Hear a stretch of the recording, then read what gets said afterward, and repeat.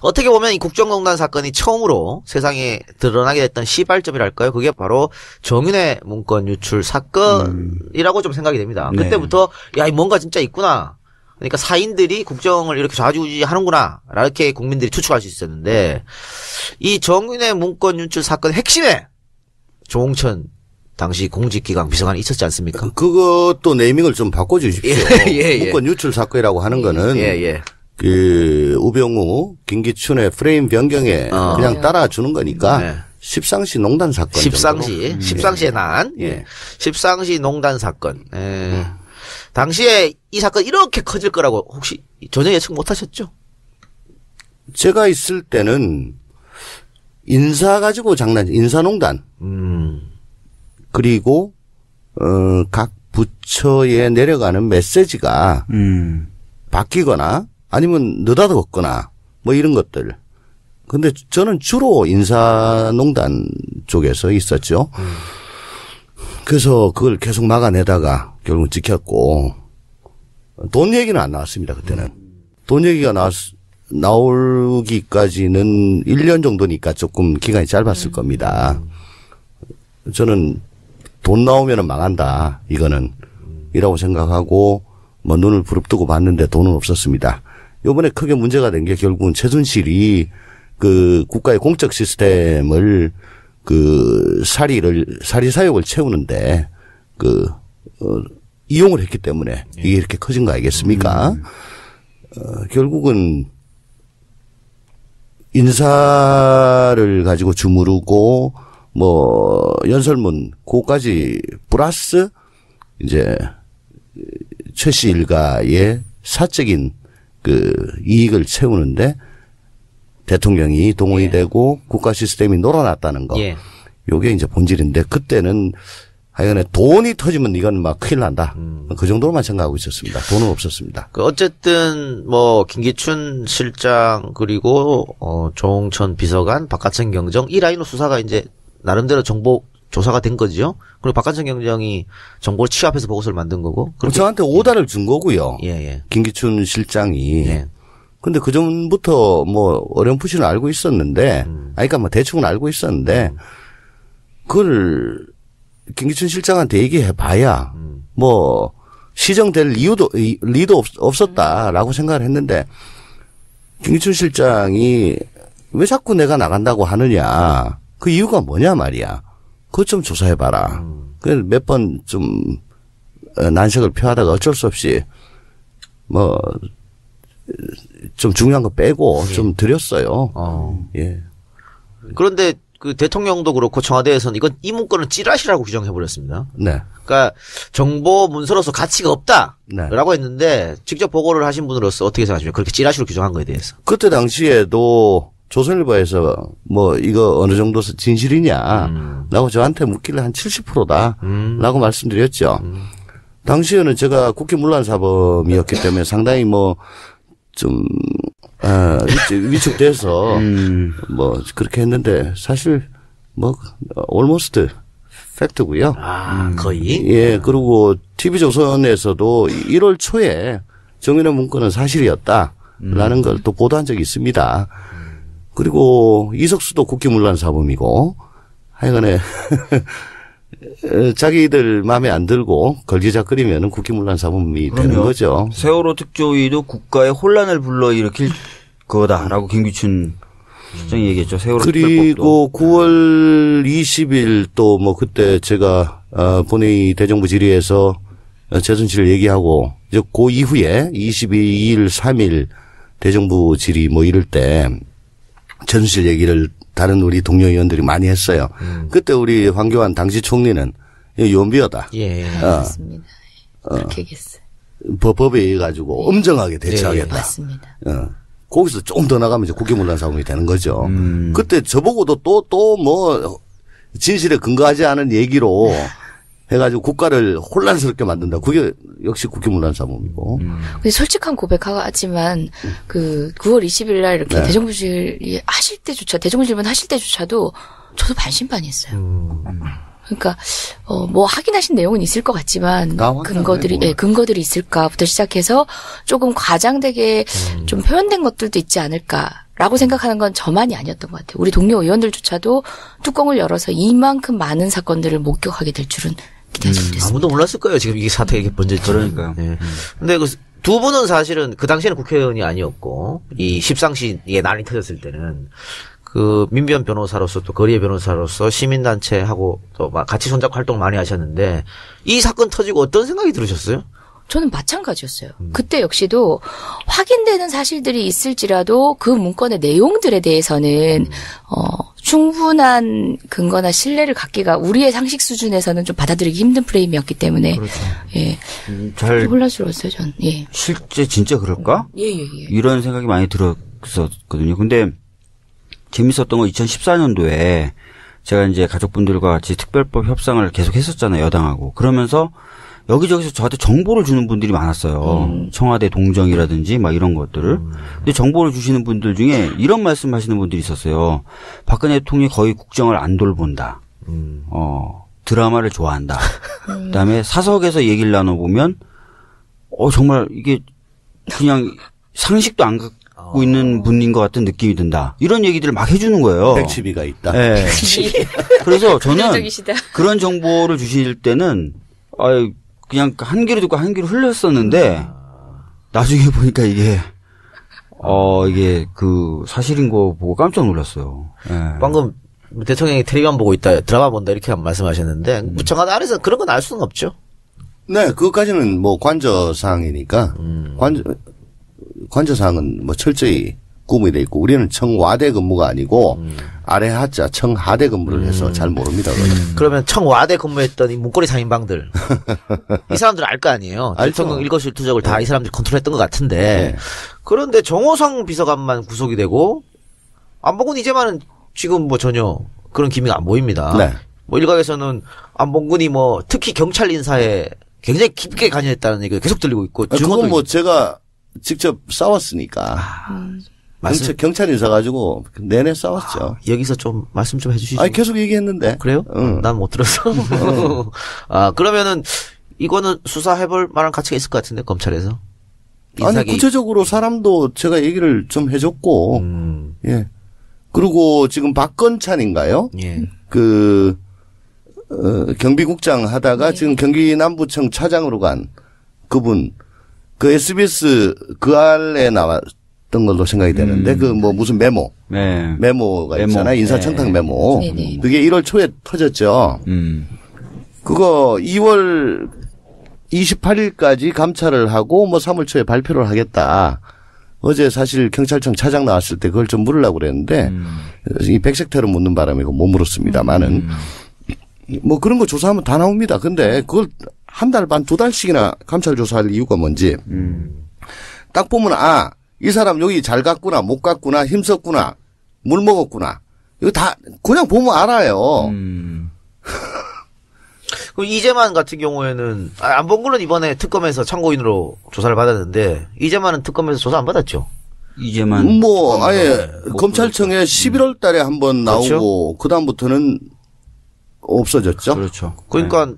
우리가 봤을 때는 문고리 3인방이 한 몸뚱이로 제가 계속 합체 로봇이라고 얘기를 하죠. 그런데 정호성만 이렇게 돼서 정호성은 휴대폰 8개인가 뭐 그것 때문에 빼도 박도 못해서 그렇게 된 거고요. 정호성을 11월 29일 날 압수수색을 했고 그리고선 한 2, 3일 있다 구속이 됐는데 이재만 안봉근은 12월 9일 날 압수수색을 했단 말입니다. 예. 그 사이에 뭐 했겠어요? 다 치웠지. 그렇겠죠. 그게 검찰 수사예요. 그러면 이 사건에 그 논란이 됐던 정윤회도 검찰 특검 한 번도 참고인도 조사를 안 받았지 않습니까? 그러면 진짜 최순실이 모든 걸 다 했는지 아니면 정윤회가 어느 정도 관여하다가 빠진 건지 이런 것도 궁금하단 말이죠. 제가 있을 때까지는 일정 부분 관여를 했는데 그 이유는 제가 잘 모르고요. 그리고 특검으로선 수사기간이 워낙에 70일밖에 없었기 때문에 의심만 가지고 부르기에는 수사력이 좀 많이 못 미칠 겁니다. 제가 7시간 추적자들이라는 걸 했었잖아요. 그때 나왔던 분 중에 한 분이 그 얘기를 하시더라고요. 아주 최근까지도 이 박근혜 정부의 고위 관리들이 정윤회를 접대하는 장면들이 자주 포착됐다는 거예요. 줄을 대려고. 네. 그만큼 영향력이 있었고 또 지금도 살아있다는 평가를 받는다는 거예요. 그래서 그 부분도 저는 계속 봐야 될 것 같아요. 네. 아, 본인은 나와서 언론에서 인터뷰를 이렇게 해서 간접적으로 밝힌 사실도 보면은 본인이 청와대에 계속 있었으면은 이 정도까지는 오지 않았을 거다 이런 얘기를 하면서 네. 좀 빠져나가는 형국이더라고요. 그리고 특검이 문을 닫았지만 뭐 일반 검찰이 혹은 특검법을 개정해서 또 특검이 다시 살아나거나 별도의 특검이 생길 때 반드시 해야 되는 게 최순실 일가의 재산 추적입니다. 재산. 예. 그렇죠. 한 100억 정도 찾아냈다 그러던데요. 200억 얘기하는데요. 200억? 네. 그거는 아마 빌딩 하나 저 신사동에 있는 거 그거 하고 뭐 평창 땅 그 정도인데 그건 뭐 다 아는 거 아닙니까?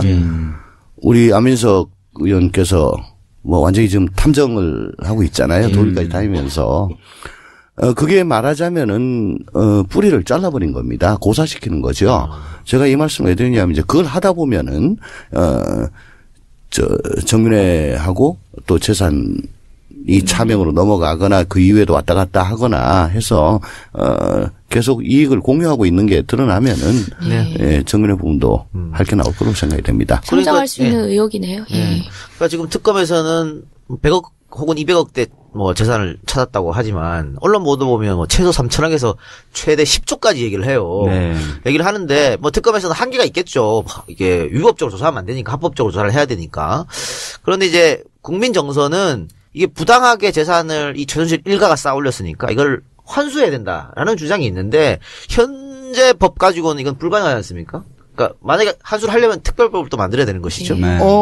저 친일 재산 환수 그런 것처럼 만들어서 별개 위원회를 만들고 각 저 기관의 협조를 받아서 집중적으로 파고들면 나옵니다.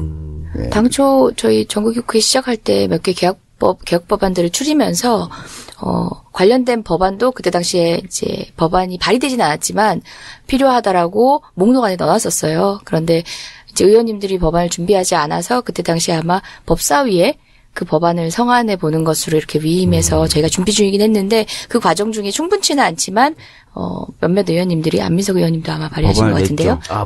법안들이 있는 상태인데 좀 조절이 좀 필요한 내용에 있어서는 준비 중에 있습니다. 개 고양이 사료 또 뭐 밑에 그 패드 이런 것까지 삼성에 다 청구한 걸로 봐가지고는 뭐 대단히 세밀하신 분 같고 최순실 일가가 뭐 200억은 아니다. 그렇죠. 예.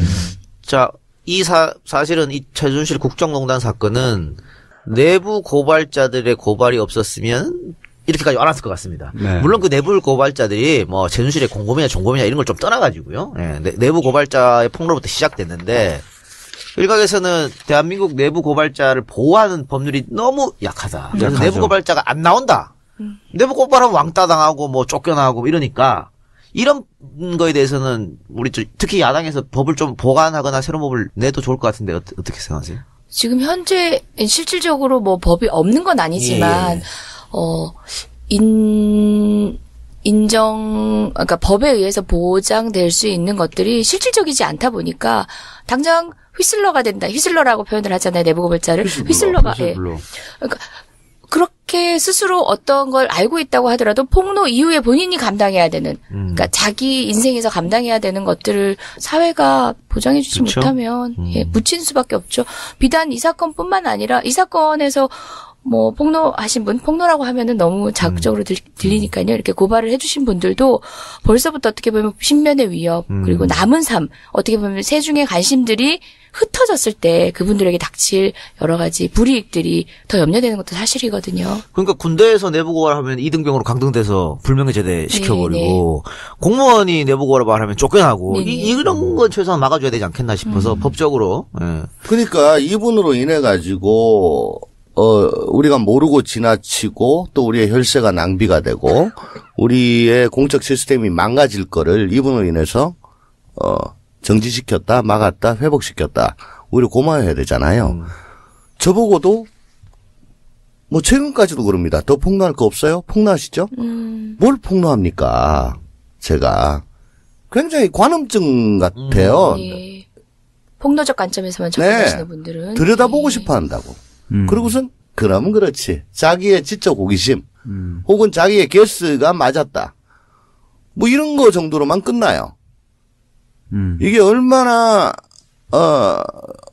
참 가치 있는 일인지 그건 제대로 평가를 안 해준다고. 그건 우리 정부가 좀 반성을 하고 또 인식의 변화를 이끌기 위해서는 우리 박주민 의원님이 법안을 하나 좀 만들어주셨으면 좋겠네요. 저희 당 늘 법 급히 필요할 때는 박주민 의원님만으로. 아니, 뭐 이런 아이디어들은 있더라고요. 이번에 최순실의 재산을 환수하면은 그걸로 그냥 어떻게 막 이렇게 저렇게 쓰지 말고 독립된 기금으로 만들어서 거기서 특별히 내부 고발자들을 보호하는 식으로 쓰면 어떠냐는 아이디어를 많이 주시더라고요. 시민분들이. 그리고 지금 수사 안 된 것들 중에 사실은 각 부처에 보면 연공 서열을 벗어나가지고 갑자기 출세하고 혹은 또 갑자기 찌그러지고 그 인사 체계가 많이 무너져 있습니다. 지금 각 부처에. 그게 뭐냐? 줄을 잘 잡았냐 못 잡았냐. 이거거든요. 그거 저 사람 누구 백으로 저 자리 갔어요. 근데 그 자리가 되게 높은 자리고 중요한 자리야. 그러니까 밑에서 그 얘기하면은 그 얘기한 사람 그 부처에서는 죽어요. 얘기를 못 합니다. 그걸 내부에서 얘기를 해주면 소위 말하는 우병우 최순실 라인들 그거 금방 다 밝힐 수 있거든요. 그리고 그 사람들은 정말 자기의 일신의 안위 이걸 우선하는 사람들로서 저 공무원으로서는 자격이 없다고 저는 생각을 합니다. 솎아내야 됩니다. 특검이 이것까지 하기에는 지금 힘이 딸려서 끝났는데 내부 고발자를 보호를 해줘야 될 이유가 또 있는 거죠. 진실이냐 라고 저한테 묻길래 한 70%다 라고 말씀드렸죠. 당시에는 제가 국회 문란사범이었기 때문에 상당히 뭐 좀 위축돼서 뭐 그렇게 했는데 사실 뭐 almost 팩트고요. 거의. 예, 그리고 TV조선에서도 1월 초에 정윤회 문건은 사실이었다라는 걸 또 보도한 적이 있습니다. 그리고 이석수도 국회 문란사범이고 하여간에 자기들 마음에 안 들고 걸기작거리면은 국회 문란사범이 되는 거죠. 세월호 특조위도 국가의 혼란을 불러일으킬 거다라고 김기춘 실장이 얘기했죠. 세월호 그리고 9월 20일 또 뭐 그때 제가 본회의 대정부 질의에서 최순실을 얘기하고 이제 그 이후에 22일 3일 대정부 질의 뭐 이럴 때 최순실 얘기를 다른 우리 동료 의원들이 많이 했어요. 그때 우리 황교안 당시 총리는 연비어다. 예. 맞습니다. 그렇게 얘기했어요. 법에 의해 가지고 엄정하게 대처하겠다. 맞습니다. 거기서 조금 더 나가면 이제 국회문란사범이 되는 거죠. 그때 저보고도 또 뭐 진실에 근거하지 않은 얘기로 해가지고 국가를 혼란스럽게 만든다. 그게 역시 국회문란사범이고. 근데 솔직한 고백하지만 그 9월 20일 날 이렇게 대정부 질의 하실 때조차 대정부 질문 하실 때조차도 저도 반신반의했어요. 그러니까 뭐 확인하신 내용은 있을 것 같지만 근거들이 있을까부터 시작해서 조금 과장되게 좀 표현된 것들도 있지 않을까라고 생각하는 건 저만이 아니었던 것 같아요. 우리 동료 의원들조차도 뚜껑을 열어서 이만큼 많은 사건들을 목격하게 될 줄은 기대하지 못했습니다. 아무도 몰랐을 거예요. 지금 이게 사태가 이게 번졌지. 그러니까요. 네. 근데 그 두 분은 사실은 그 당시에는 국회의원이 아니었고 이 십상시 이게 난이 터졌을 때는 그 민변 변호사로서 또 거리의 변호사로서 시민단체하고 또 막 같이 손잡고 활동 많이 하셨는데 이 사건 터지고 어떤 생각이 들으셨어요? 저는 마찬가지였어요. 그때 역시도 확인되는 사실들이 있을지라도 그 문건의 내용들에 대해서는 충분한 근거나 신뢰를 갖기가 우리의 상식 수준에서는 좀 받아들이기 힘든 프레임이었기 때문에 그렇죠. 예, 잘 혼란스러웠어요. 전 예. 실제 진짜 그럴까? 예. 이런 생각이 많이 들었었거든요. 근데 재밌었던 건 2014년도에 제가 이제 가족분들과 같이 특별법 협상을 계속 했었잖아요. 여당하고. 그러면서 여기저기서 저한테 정보를 주는 분들이 많았어요. 청와대 동정이라든지 막 이런 것들을. 근데 정보를 주시는 분들 중에 이런 말씀 하시는 분들이 있었어요. 박근혜 대통령이 거의 국정을 안 돌본다. 드라마를 좋아한다. 그다음에 사석에서 얘기를 나눠보면 정말 이게 그냥 상식도 안 갖고 있는 분인 것 같은 느낌이 든다. 이런 얘기들을 막 해주는 거예요. 백치비가 있다. 네. 그래서 저는 그런 정보를 주실 때는 그냥 한 귀로 듣고 한 귀로 흘렸었는데 나중에 보니까 이게 그 사실인 거 보고 깜짝 놀랐어요. 예. 방금 대통령이 텔레비전 보고 있다, 드라마 본다 이렇게 말씀하셨는데 청와대 안에서 그런 건 알 수는 없죠. 네, 그것까지는 뭐 관저상이 이용을 했기 때문에 이게 이렇게 커진 거 아니겠습니까? 결국은 인사를 가지고 주무르고 뭐 연설문 그거까지 플러스 이제 최 씨 일가의 사적인 그 이익을 채우는데 대통령이 동원이 되고 국가 시스템이 놀아났다는 거. 요게 이제 본질인데 그때는 하여간에 돈이 터지면 이건 막 큰일 난다. 그 정도로만 생각하고 있었습니다. 돈은 없었습니다. 어쨌든 뭐 김기춘 실장 그리고 조홍천 비서관, 박하천 경정 이 라인으로 수사가 이제 나름대로 정보 조사가 된 거죠. 그리고 박하천 경정이 정보를 취합해서 보고서를 만든 거고. 저한테 오다를 준 거고요. 예. 김기춘 실장이. 예. 근데 그 전부터 뭐 어렴풋이는 알고 있었는데, 그러니까 뭐 대충은 알고 있었는데, 그걸 김기춘 실장한테 얘기해 봐야 뭐 시정될 리도 없었다라고 생각을 했는데 김기춘 실장이 왜 자꾸 내가 나간다고 하느냐 그 이유가 뭐냐 말이야. 그것 좀 조사해 봐라. 그래서 몇 번 좀 난색을 표하다가 어쩔 수 없이 뭐 좀 중요한 거 빼고 좀 드렸어요. 예. 그런데 그 대통령도 그렇고 청와대에서는 이건 이 문건은 찌라시라고 규정해 버렸습니다. 네. 그러니까 정보 문서로서 가치가 없다라고 네. 했는데 직접 보고를 하신 분으로서 어떻게 생각하십니까? 그렇게 찌라시로 규정한 거에 대해서. 그때 당시에도 조선일보에서 뭐 이거 어느 정도 쓰니까 관저사항은 뭐 철저히 구분이 돼 있고 우리는 청와대 근무가 아니고 아래 하자 청하대 근무를 해서 잘 모릅니다. 그러면 청와대 근무했던 이 문고리 3인방들 이 사람들 알 거 아니에요. 알죠. 대통령 일거수일투족을 다 이 사람들이 컨트롤했던 것 같은데 네. 그런데 정호성 비서관만 구속이 되고 안봉근 이제만은 지금 뭐 전혀 그런 기미가 안 보입니다. 네. 뭐 일각에서는 안봉근이 뭐 특히 경찰 인사에 굉장히 깊게 관여했다는 얘기가 계속 들리고 있고 그건 뭐 제가 직접 싸웠으니까 경찰 인사 가지고 내내 싸웠죠. 여기서 좀 말씀 좀 해주시죠. 아니 계속 얘기했는데. 그래요? 난 못 들었어. 그러면은 이거는 수사해볼 만한 가치가 있을 것 같은데 검찰에서. 아니 구체적으로 사람도 제가 얘기를 좀 해줬고, 예. 그리고 지금 박건찬인가요? 예. 경비국장 하다가 지금 경기남부청 차장으로 간 그분, 그 SBS 그 안에 나왔던 걸로 생각이 되는데, 그 뭐 무슨 메모가 있잖아요. 인사청탁 메모. 네네. 그게 1월 초에 터졌죠. 그거 2월 28일까지 감찰을 하고 뭐 3월 초에 발표를 하겠다.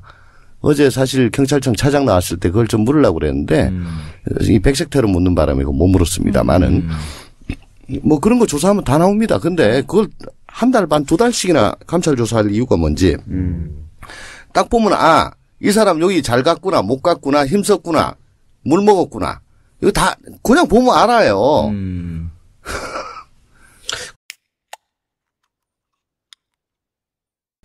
어떻게 보면 이 국정농단 사건이 처음으로 세상에 드러나게 됐던 시발점이랄까요? 그게 바로 정윤회 문건 유출 사건이라고 좀 생각이 됩니다. 네. 그때부터 야, 뭔가 진짜 있구나. 그러니까 사인들이 국정을 이렇게 좌지우지하는구나. 이렇게 국민들이 추측할 수 있었는데 이 정윤회 문건 유출 사건의 핵심에 조홍천 당시 공직기강 비서관이 있었지 않습니까? 그것도 네이밍을 좀 바꿔주십시오. 문건 유출 사건이라고 하는 거는 그 우병우, 김기춘의 프레임 변경에 그냥 따라주는 거니까 십상시 농단 사건. 십상시의 난. 십상시 농단 사건. 당시에 이 사건 이렇게 커질 거라고 혹시 전혀 예측 못 하셨죠? 제가 있을 때는 인사 가지고 인사농단. 그리고, 각 부처에 내려가는 메시지가 바뀌거나 아니면 느닷없거나 뭐 이런 것들. 근데 저는 주로 인사농단 쪽에서 있었죠. 그래서 그걸 계속 막아내다가 결국 지켰고 돈 얘기는 안 나왔습니다. 그때는. 돈 얘기가 나오기까지는 1년 정도니까 조금 기간이 짧았을 겁니다. 저는 돈 나오면은 망한다. 이거는. 이라고 생각하고 뭐 눈을 부릅뜨고 봤는데 돈은 없었습니다. 요번에 크게 문제가 된 게 결국은 최순실이 그 국가의 공적 시스템을 그 사리 사욕을 채우는데